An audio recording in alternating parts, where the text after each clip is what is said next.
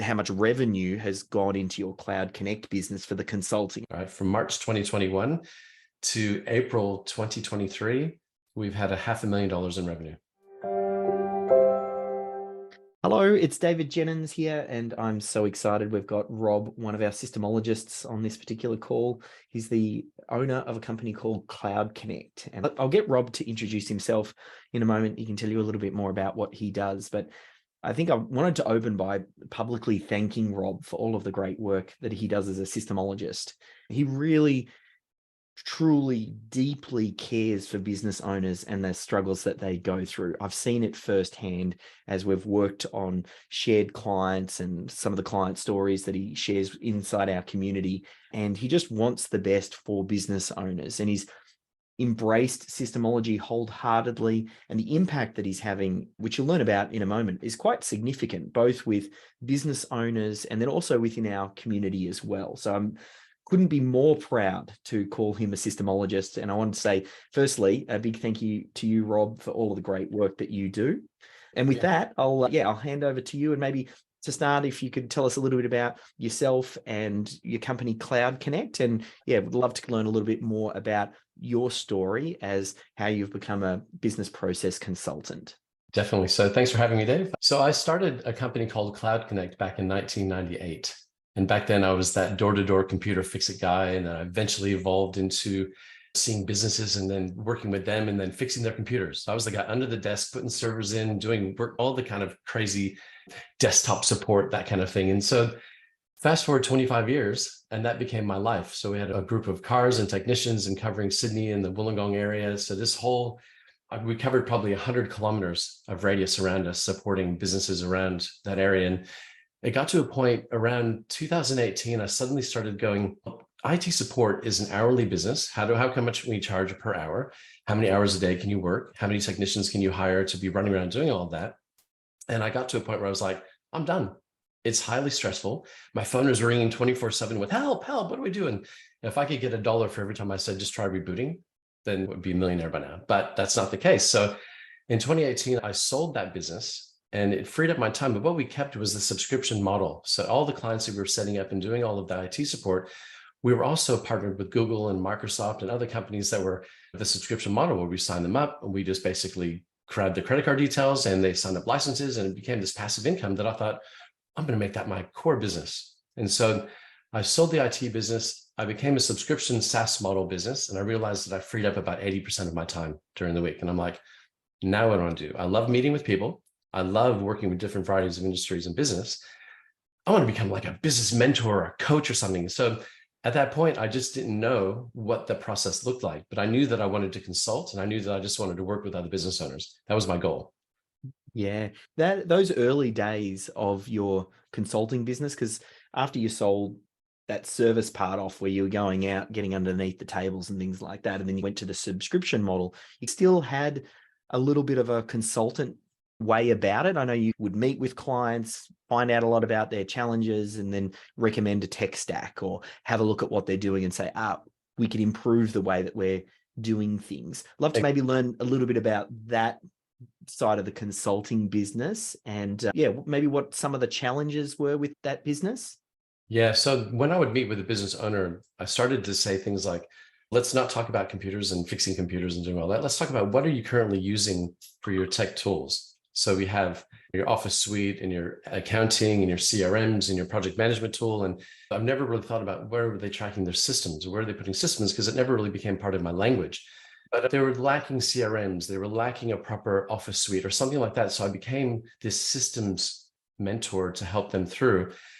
But at the same time, it can only go for so long. Oh, I recommend this for a CRM, or I recommend this for an Office suite. And they're like, thanks, good, we'll do that. Then I'm like, okay, how do we create some longevity? How do we build a relationship that's not around that dopamine fix? Because that felt great. But what about the teaching someone how to do something so it lasts a lifetime? And that was the gap that was the challenge I had. It was, how do we create something that they would appreciate the learnings and experience that I have and the skill set that I have around tech, but around also their systems and their tools and they're using.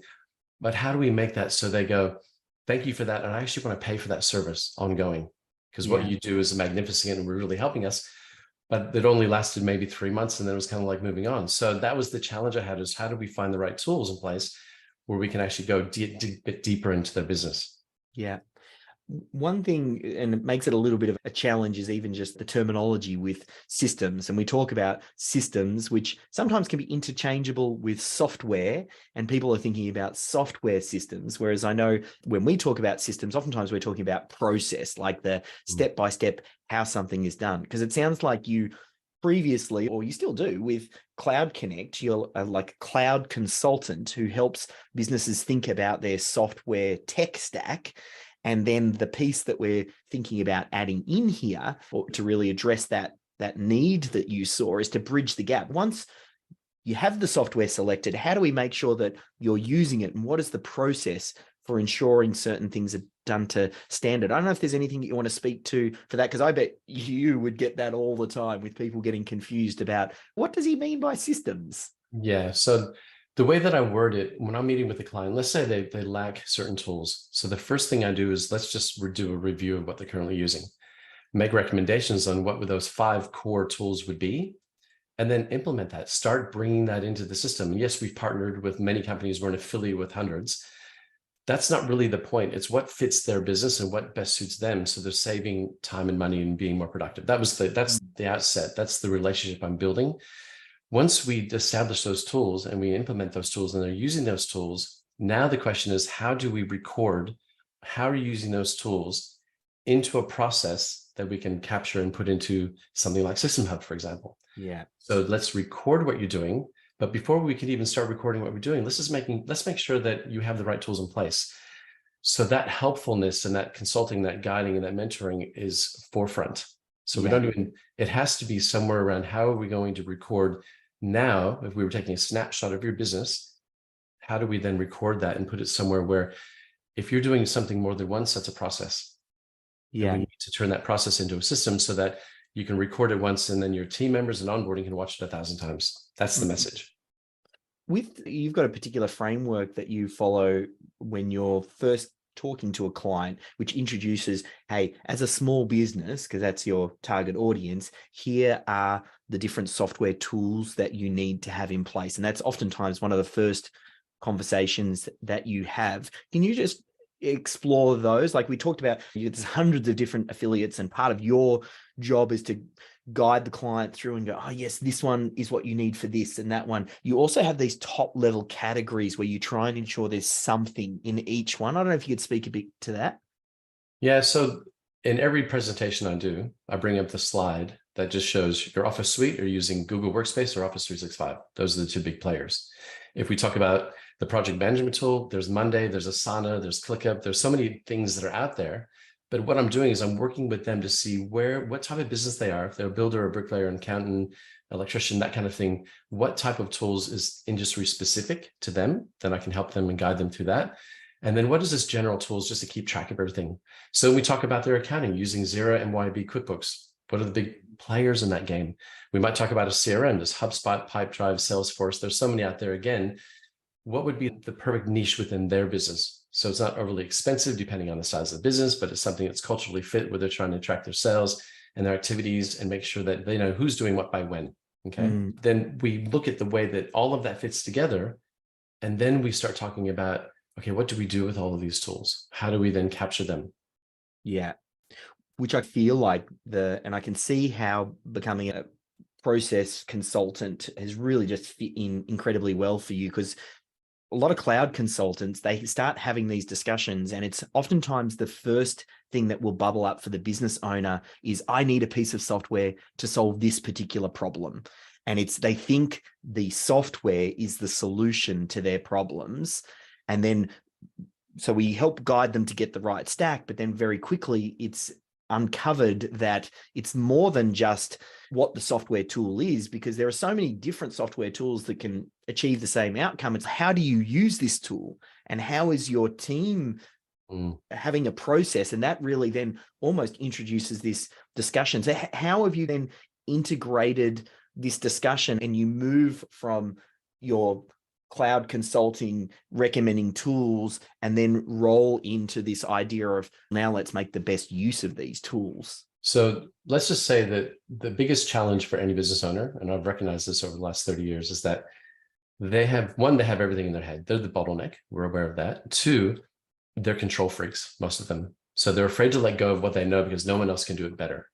So the mentoring and the coaching, the consulting process almost becomes a life coaching support network chat that turns into it. So where are you as a person, as a business owner? Are you able to let go? Are you able to actually free up some of the things you're doing and trust other team members to actually do that for you? That's the biggest challenge, because we can set them up with all the best tools in the world, but if they're the only one using it, then what good is that when there's no buy-in, there's no team members going, oh, wow, if I want to do it that way, I'm going to use that tool. If I want to share a calendar, I'm going to use that tool. If I'm going to do a job, I'm going to use that project management because I know it's assigned to me and it's due tomorrow. So part of the language is around letting go. It's about letting go of the ego, letting go of that business ownership mindset that your dad said that he's the only one that can ever do it. So therefore you follow that same mindset. I suffered the same awareness and I learned heavily from that. And that was part of the reason why I became so involved in helping business owners let go. I'll tell you a quick story about my dad. All right. So years ago, my dad said, son, one day this business is going to be yours. And it was a family business, an amazing business. And he was doing so well. And when I said to my dad, so what sort of, back then it was like, so have you kept track of how you do things? Like, how's your P&L? Oh, a lot. I'm not have to look at it. How's your balance sheet? What sort of revenue? What kind of profit did you make last year? Because I'm interested in getting involved in your business. Because you said one day it's going to be mine. You've been saying that since I was 10. That's really none of your business. That's because I'm thinking, red flag. So as years passed on, about 2019, I was like, I've got freedom. I'm going to now talk to my dad again because he's getting older in years. And all right, Dad, I'm ready to work with you now. Let's see what we can do. Nothing written down. Everything was a handshake deal. No processes and nothing was in place. So I started going, I need to capture his processes. I never heard of SYSTEMology, didn't read the book yet. It was just all new to me. And I'm like sitting down with him, and he's not 86 years old now. So he's really getting older and he's starting to forget how he did things. I'm thinking, left a bit late. But I struggled and struggled to the point where I did take over the business. We had no systems in place. It was all verbal, that he would tell me stories while we're driving in the car and do the best that I could do to remember. My dad died in 2019.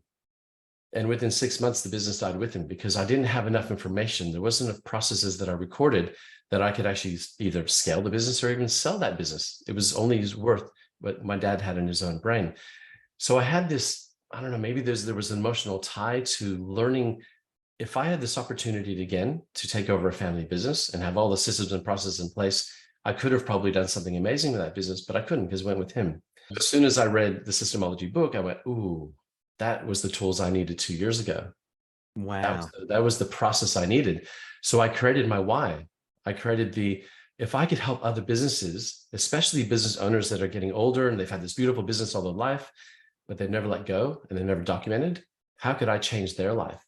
Not only could they retire and sell or do whatever they want to do, but what an impact could I make on their lives if we had the ability to record everything they've ever done in the business and they actually scaled the business or sold the business, or they just disappeared for a year and came back and the business is running better without them. That became an emotional why for me. And yet the tech space is great. I know it. The processes and systems of how a business operates and small business and all the software and all that, beautiful. I've learned all that. I'm grateful that I've learned all that. But the emotional attachment to helping someone disappear from their business or sell it or do whatever they want with it, even the ability to know they could sell it, even though they say, I will never sell my business, it's my baby. But back in the back of their head, they know they could one day. That is the most powerful gift that anyone could give. And so that became my purpose. That became my why. I love that. I think that speaks to a lot of people watching this now. And I can see now the idea of becoming a business process consultant. We call them systemologists. And you had that insight to go, this is the space that I want to work in. What was it that kind of made you go, you know what, I'm going to specialize here and become a systemologist? You mentioned reading the book. Was there something that spoke to you that it made it clear that this was a good fit for you? Definitely. So initially, when I first started talking systemology with clients, and then we would talk about what the package looked like, what that process looked like, what was the whole edge. But then I can see this fear in their eyes of saying, we're not ready. We're not ready to process things. We don't have all those tech stacks in place. We don't have the tools in place to start recording. I don't have the time. We don't have a sales manager. We don't have an ops manager. Like all of that language was coming in.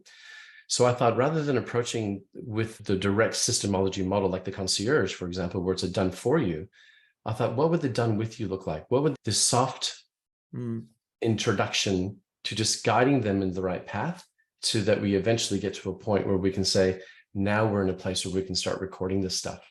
Like, how does that make you feel if we could start recording that? Even the step before you became a systemologist, I'm curious to know, you obviously had been working in Cloud Connect and helping with the software stack, and then you noticed this hole. I'm not too sure if the hole became more obvious and connecting that why once you read the book, or I'm just wondering what was the piece that made you think, you know what, I am going to become a systemologist, or what was the catalyst that got you to take that next step? I think I dreamed about being a business coach back 20 years ago when business coach was the word. Yeah. And then there was doubt that set in. Do I know enough? What if they don't like me? What if they think I'm just a geek, a nerd that only knows tech, but nothing else? As you get older, life skills set in. And yes, I've made mistakes. I've bought franchises that failed. I've done the mix of things where I've realized what's the best for my time and what's the best for me? What is the best quality of life that I can create, that I can enjoy the most? And you'll probably remember one of my biggest questions when I first started the consulting thing was, should I stick with the target market or a specific industry? It kept coming up going, oh, but I've just spent 30 years working with every industry on the planet.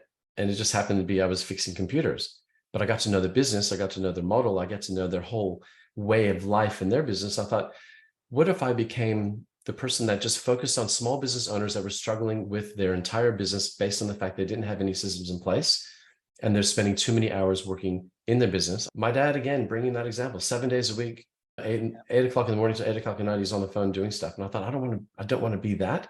So how can I help others? I've discovered it. I've given myself that freedom and that quality of life.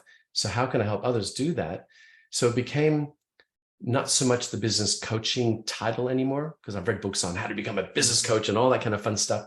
And I thought, why don't we just think about the skill set that I have?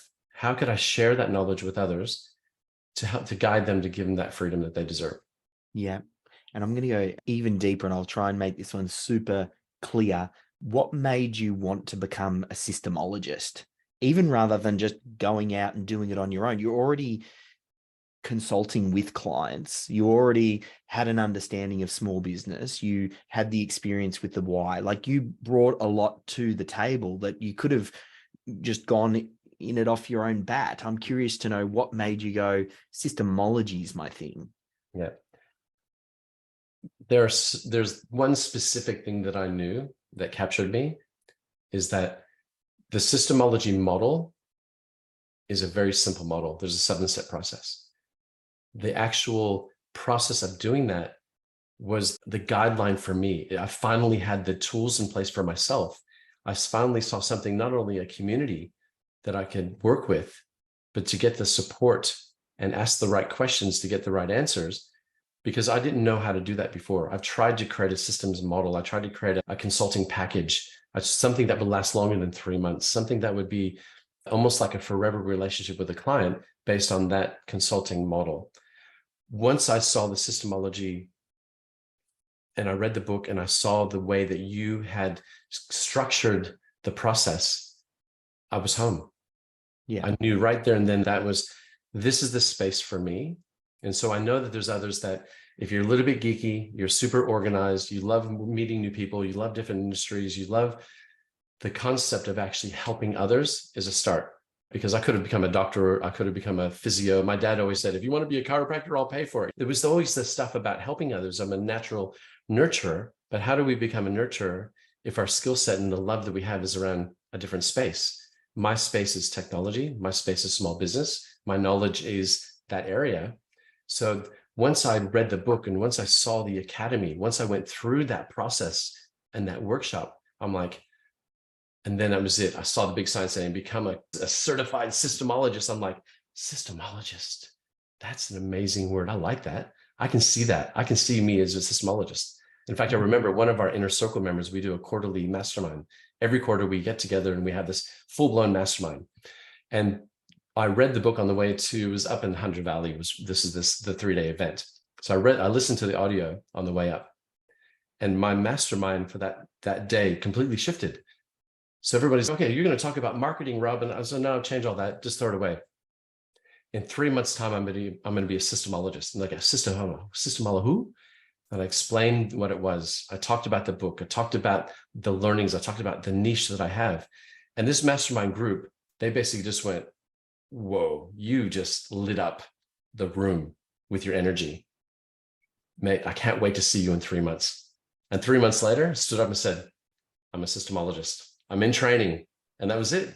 And it just grew from that. But that was my turning point, because I knew that the process was right and it fit perfectly for what I was already hoping to do at one point. And how, now that you got this flow of working with clients, it's just been an absolute dream to watch you work, and in the mastermind that you connect with and the leads that you're getting from your existing business and the mastermind and some of the other channels that you've got. How are you working with clients these days? Is it still like the same? You start off with some software and then you move into some consulting, and tell us a little bit about how you're working with clients.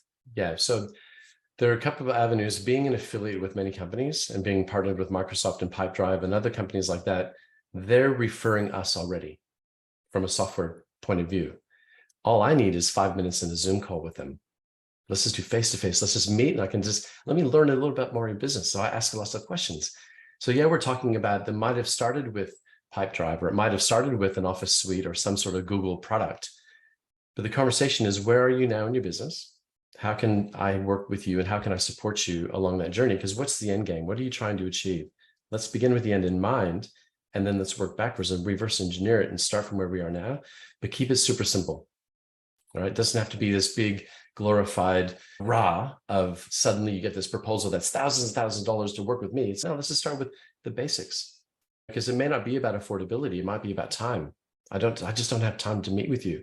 I don't have time to do this in my business. I'm too busy. So I go through that process at a very soft scale, and then I work to a point where we can work together.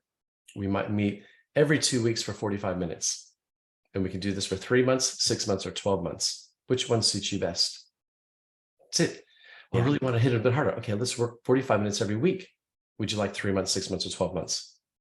So the game is not try to say, I'll just meet with you tomorrow and do the best we can and I'll see you later. It's like, how do we build a relationship that's suitable for everyone? It's a win-win situation.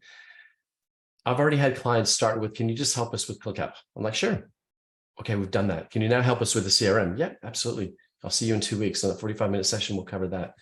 Okay, now we've done all that. Can we just get these systems in place? Okay, I'm going to do a system hub overview in the next session, and we're going to start putting the systems in there. And then all of a sudden, 3, 6, 12 months go by, and they go, this is amazing, but we just don't have time to get everything, all the systems in. Can you just do it for us? So that's, yes, as a business owner, you do want to have the best result. You want to get the best ROI. If my mission is to say a concierge service, which is a done-for-you service in the systemology world, is the summit, is the goal for any business, because it's got a beautiful return on investment. And it's for not only me, but for the client as well. That's more important. But from a business model, start with the basics and work your way up, work your way through the relationship. And sometimes they'll go, we've covered everything we need. Thank you so much for your help. But our time has come up.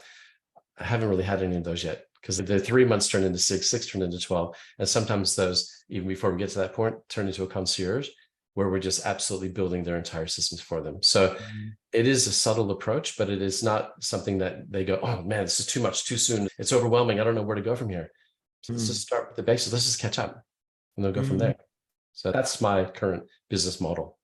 Sounds like you're working quite closely with business owners. So I'm curious if there's any particular insights or things that you've learned about business owners as you're working closely with them. I know that's a pretty broad topic, so interpret it however you like, but I'd love to know what you learned going through this. Yeah, I think I don't make assumptions anymore about business owners, because everyone's uniquely different.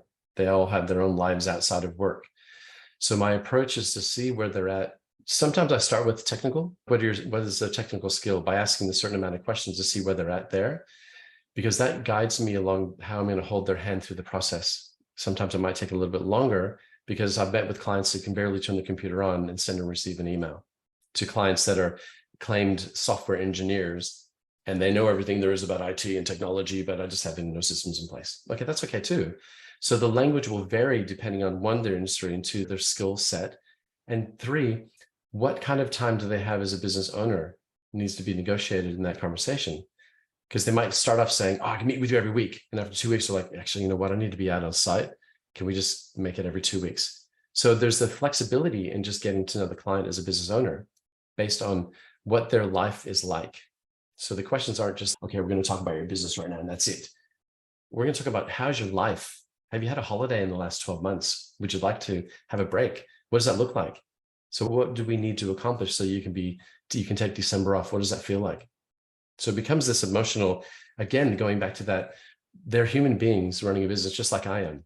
So for 30 years, I've struggled with a business, till the struggle became a success. And then all of a sudden the success became me going, how can I help others do the same thing? You can't just be given on a silver platter a business, run it and think that it's been amazing, and then teach that to other business owners, because every business owner has been through the troughs and the highs and the lows and all the stuff that goes on. We all know what it feels like. I can come in with that compassion because I've been there.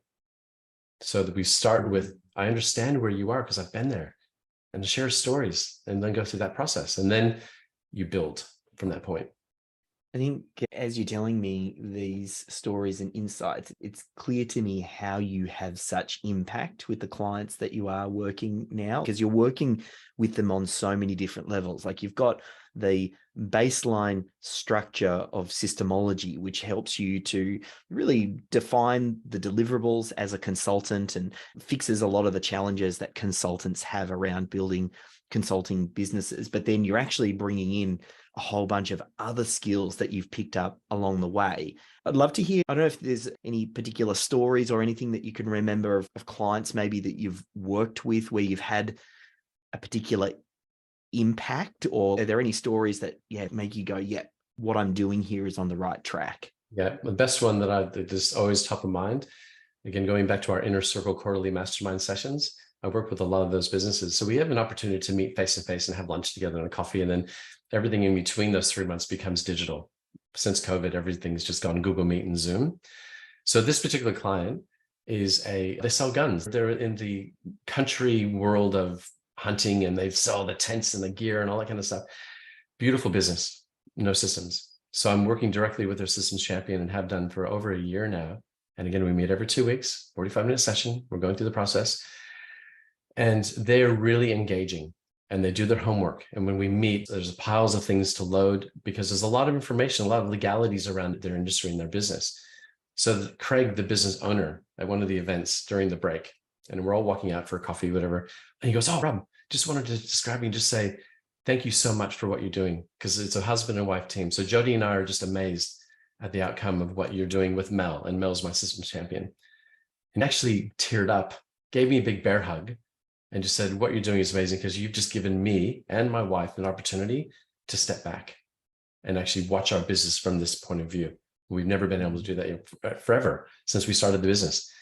And at that point, and this was about a year ago that happened, at that very point, one, I knew I'm in the right space. Two, I knew that I'm doing this for them. It's not about me.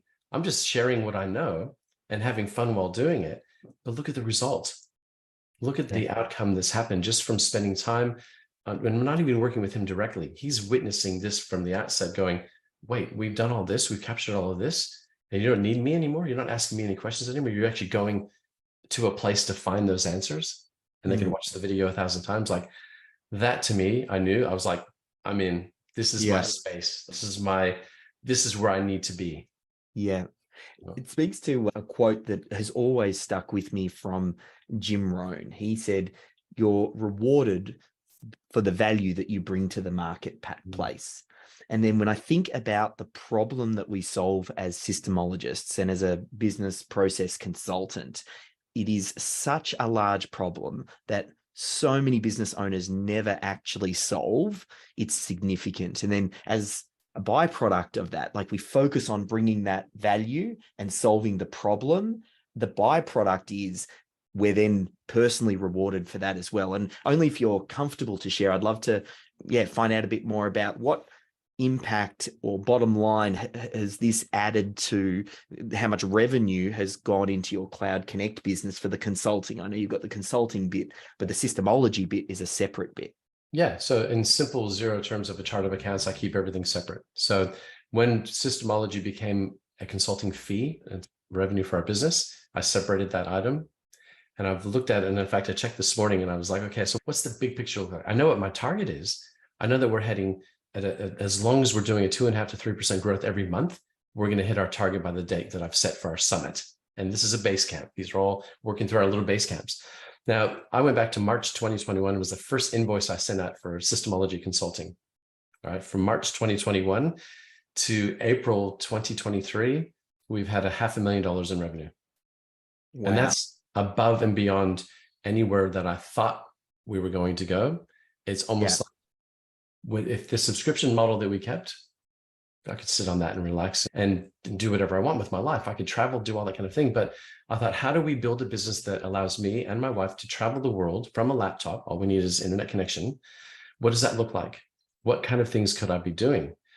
When the Systemology consulting came in as part of our business and part of my consulting, it not only filled up my week with time of doing things that I really want to do. My wife, my family, everyone just says, we've never seen you so happy.